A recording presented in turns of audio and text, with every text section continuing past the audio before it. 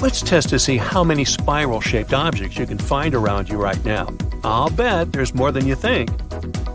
A spiral may be hidden in the flower petals of your houseplants. One might be staring at you from that seashell you brought home from your last trip to the beach. If none of these objects sound familiar, you might want to head over to the mirror and turn to the side a bit. In case you haven't noticed yet, even our own ears are shaped like a spiral. Why does Mother Nature seem to have such a preference for this shape? Many theories wish to explain this weird behavior. One of them is based on the Fibonacci sequence. This Italian mathematician didn't really care much for spirals initially. He was studying rabbits when he came up with this theory. Fibonacci came up with the sequence as a solution to a problem involving the growth of a population of rabbits. Let's recreate his experiment. If you put a pair of rabbits in an enclosed space, how many pairs of rabbits will you find there after a year? To solve this problem, Fibonacci proposed some conditions for his theoretical experiment: that all rabbits are born as a pair, one male, one female. Also, the rabbits can start reproducing after 1 month. More so, each pair of rabbits produces one pair of offspring each month. And lastly, none of the rabbits kicks the bucket at the end of the year. Now, using these assumptions, Fibonacci noticed the following sequence: 1, 1, 2, 3, 5, 8, 13, 21, 34, 55, 89, 144, and so on. The first two numbers in the sequence, 1, 1, represent the initial pair of rabbits. The next number, 2, represents the number of pairs of rabbits after the first month, one pair of the initial rabbits plus one pair of offspring. The fourth number, 3, represents the number of pairs after the second month, 2 pairs of the initial rabbits plus one pair of offspring, and so on. He soon noticed that his series is made out of numbers in which each number is the sum of the previous two numbers. A lot of other mathematicians have looked at this sequence over the years. They were soon surprised to discover that this system was found in many natural structures, such as the arrangement of leaves on a stem and the arrangements of seeds on a sunflower. If you don't understand why it is so, then grab a piece of paper and a pen. Together, let's try to draw the Fibonacci spiral. You'll have to start with a small circle at the center of your page and then draw larger circles around it without lifting the pen from the paper, using the numbers from the Fibonacci sequence. For example, the first circle is 0 units wide, the second circle is 1 unit wide, the third circle is 1 unit wide, and so on. As you keep adding more circles, they will fit together perfectly to form a spiral shape. The spiral gets bigger and bigger, but it always follows the same pattern based on the Fibonacci sequence. Another famous spiralist was a man named James Bell Pettigrew. He was a Scottish naturalist that became fascinated by the mystery of the spiral shape, which he noticed almost everywhere in nature. He studied it at all scales, from giant nebulae in space to tiny molecules. Despite his research, he couldn't figure out where the spiral came from. He was sure that it couldn't be just a physical thing, and he believed that organs in plants and animals are not only shaped like spirals, but they also work in a spiral way. At the center of lifetime work on this unique shape was the human heart. Pettigrew believed that the heart's spiral structure was the mystery of all mysteries. He also thought this shape was to blame for both its muscular contractions and how the blood seemed to travel within our mighty tickers. The reason why the spiral seems to be everywhere might be really simple: efficiency. Take a look at the basic sunflower, for example.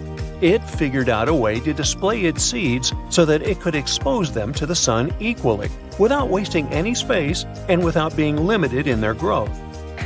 Spiral stairs are another great example too. They just work better. You find it easier to climb them, and they should take less space than the usual ones. We also might be more inclined to notice this shape more than others. That's because a spiral shape, or its proportions, is more aesthetically pleasing to the human eye. It's the reason why interior designers, artists, or illustrators often use these principles in their work. The spiral symbol is also the oldest symbol found in every civilized continent. Some historians believe that the spiral in Asian art may represent the sun, as it has been found on roof tiles from the Tang Dynasty near the ancient city of Chang'an. It is also often found at burial sites, and scientists believe it to represent the circle of life, how we pass on and somehow be reborn. This is probably because in some ancient civilizations, people believed that the sun was born each day, extinguished itself each night, and was reborn the next day. You might have also stumbled upon the spiral as a symbol of hypnosis and dizziness. There's no real evidence that you can hypnotize someone by making them stare into a spiral for a certain time. But its effects on our abilities to focus and our optic nerves are significant. After you've stared at a spinning spiral for quite some time, you'll notice how objects either get smaller or bigger, depending on the direction of the spiral. It's easy to understand why some experience the sensation as hypnotizing.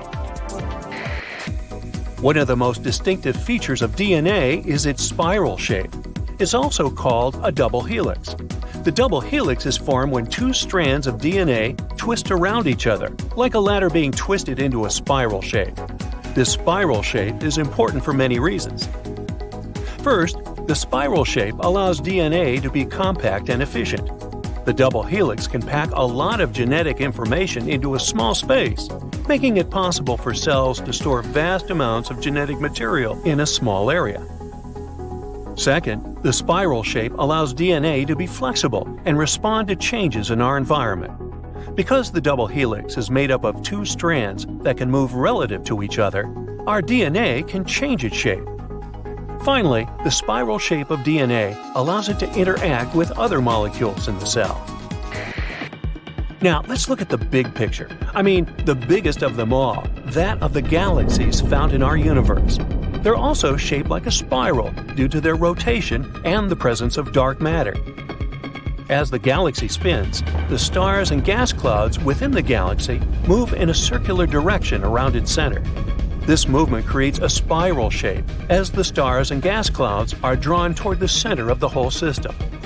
Additionally, the presence of dark matter, which is a type of matter that does not interact with light, creates gravitational forces that help to shape the galaxy into a spiral. But you don't need to look that far to understand why spirals are important. Your handy corkscrew is shaped like a spiral too, because it makes it easier for you to open the wine bottle. That screw you drilled into the wall to hang a picture, also a spiral. It helps it with some added grip and stability. Got a notebook on your desk? Those pages might be held together by a spiraled wire. It makes it easier for you to browse the notebook without damaging the pages. Even your hair strands might have a curled shape. The curlier the hair, the drier it will be. It means it will get sebum from the scalp down on the strand slower, making it easier to maintain and clean. And before I spiral out of control, we're done here. On the moon, iron is preserved in pristine condition because there's no oxygen. It simply can't rust there. But just a couple of weeks ago, scientists made an unexpected discovery. In the higher regions of our satellite, iron is oxidized and actually rusting. At first, this finding perplexed astronomers to no end. The presence of rust might mean people can breathe, at least in certain areas of the moon. But then, the explanation surfaced. Oxygen might have got to the lifeless rock from our own planet. In the absence of atmosphere, solar winds beat the moon relentlessly, and nothing can stop them. These flares could swoop some oxygen from the upper layers of the Earth's atmosphere and carry it all the way to the moon. The molecules then come to rest at the highest points of the moon's surface. That would explain why metals don't get oxidized in the ravines, and especially under the surface of the satellite. While we're on this topic, the moon has long been believed to have formed as a result of a humongous impact with the Earth. A Mars-sized celestial body could have driven itself into our planet and made part of its crust shatter. The resulting debris then packed together in a tight ball, which later became our moon. But there's one question that's been bugging scientists. The Earth's crust is poor in metals. So how come the moon has so much metal within it? The latest research basically throws the main theory out the window. So in 2020, we again know nothing about our closest neighbors coming to existence. There's news from the further reaches of outer space, however. Astronomers from MIT registered a repeating signal from 500 million light-years away. Such signals are called fast radio bursts, or FRBs, and they're usually singular events. No one knows what their sources are, but they could be supernovae, or bursts of energy from quasars. This repeating one, though, is pretty creepy, because it's regular. For 4 days, radio equipment captures signals all the time, and then they abruptly stop. But after 12 days, the same pattern begins. 4 days of constant radio bursts, and 12 more days of silence. Astronomers managed to locate the signal as coming from a galaxy 500 million light-years away from us. But what causes it is still unknown. It may be a spinning quasar or a supermassive black hole, but an alien technology is not excluded either. Speaking of which, there just might be about 6 billion Earth-like planets in the Milky Way galaxy alone. The latest data has shown that every fifth Sun-like star can have at least one planet in its habitable zone. And not just any planet, mind you. It has a rocky core and surface, and it's of a comparable size to the Earth. Being inside the habitable zone of its star, such a planet would have high chances of becoming home to living creatures. Microbes, at least. And if there are billions of these planets in our galaxy, you could safely say that at least one of them is not only inhabitable, but inhabited already. And now, multiply this by the number of galaxies in the universe, also considering that many of them are much bigger than the Milky Way. This gives us billions upon billions of Sun-like stars and Earth-like planets, and some of them are surely more like ours than others. One such planet can be closer than you think. Venus, the Earth's evil sister, might be home to microscopic life. Even though its surface is as hot as a furnace and showered by acid rains from carbon dioxide clouds, there might be something alive in its atmosphere. Scientists have recently picked up traces of a gas called phosphine that can be produced by microorganisms. In very small amounts, it could appear by non-organic means, but telescopes have found much more of this gas. This discovery came as a huge surprise because Venus was believed to be too hostile for any forms of life. Now, though, it might become the first ever planet, apart from Earth, to be home to living creatures. The microbes that produce phosphine probably live in the acidic clouds, and they don't need oxygen to survive. Another promising world has been suddenly found while rummaging through old space telescope data. In 2018, astronomers analyzed information received from the Kepler telescope and, as usual, disregarded pieces they didn't think were relevant. But 2 years later, while going through this old data, scientists noticed that one object was misidentified. It turned out to be an exoplanet 300 light-years away from Earth, and so much similar to it that it was almost a doppelganger to our home. Kepler 1649c is only 6% larger than Earth, and probably consists of the same minerals. It also receives about as much light and energy from its star as we receive from the Sun. The only problem for now is that the star could flare up too often, making the surface of the planet too hot and scorching its atmosphere. Still, there's no proof of it yet, and we could have a potentially habitable planet pretty close to home. AU Microscopii, or AU Mic for short, is basically a cradle of a new star system that can be observed directly. It's really close, only 32 light-years away, and the star is very young, around 150 times younger than our Sun. On a cosmic scale, it's like a newborn baby, and you can still see a cloud of debris swirling around it from the time it was born. But the curiosities don't stop there. NASA added a poster featuring AU Mic to its Galaxy of Horrors series because of the planet that orbits the star. AU Mic B is so close to its Sun that it makes a full circle around it in just 8.5 days. Being so young, the star frequently throws tantrums, resulting in horrible doses of solar radiation storming the poor planet. As you may guess, no life is possible in such conditions. Still, the scientists are happy to have found this system because it sheds light on how stars and stellar systems are formed. Back to Earth now. The climate changes we're witnessing are most probably part of a natural cycle. Researchers from the University of California, Santa Cruz have devised a pattern in our planet's climate variations, and they look like extremely long seasons. Sometimes, these states could last for millions of years, and they're all related to how the Earth is positioned relative to the Sun. The seasons were dubbed Ice House, Cool House, Warm House, and Hot House, according to the prevalent temperatures. For the past 3 million years, for example, our planet has been in the state of Ice House since the last ice age was not so long ago. But humanity's actions, adding to the greenhouse effect, have pushed the climate state to Warm House much faster than it would have come without us.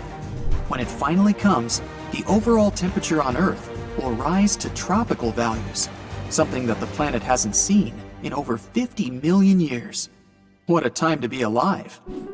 Water on Earth is actually a puzzle shrouded in mystery and covered with riddles. The most popular theory is that it was brought to our planet by icy comets and asteroids that left behind not only mighty craters, but the liquid substance, thanks to which we can now thrive. But there's now a new advance which suggests another scenario. In space, there's a whole lot of organic matter, and under specific conditions, it could yield so much water it would be enough to fill our oceans 1,000 times over. Researchers conducted an experiment in which they heated this organic matter and obtained clear water and oil. If this is confirmed in future studies, it could mean that even oil appeared on Earth, not only thanks to fossilized remains of living beings, but from outer space as well. Remember the huge asteroid that led to the extinction of the dinosaurs? Well, I wasn't around then, but scientists say it could be caused by something entirely different. At least one mass extinction was probably a result of a supernova explosion far, far away from our planet. A starburst as powerful as you can imagine lit the Earth brighter than the sun one day, and soon its UV and cosmic rays reached the ozone layer of our planet. As they did, the planet's protective cover was burnt away, and everything that was below suffered the consequences. It took the Earth hundreds of thousands of years to recover from that onslaught, and if it happens again, which it might, we won't be able to survive. Luckily, the closest event like this is the explosion of Betelgeuse, and that star is way too far from us to do any serious harm.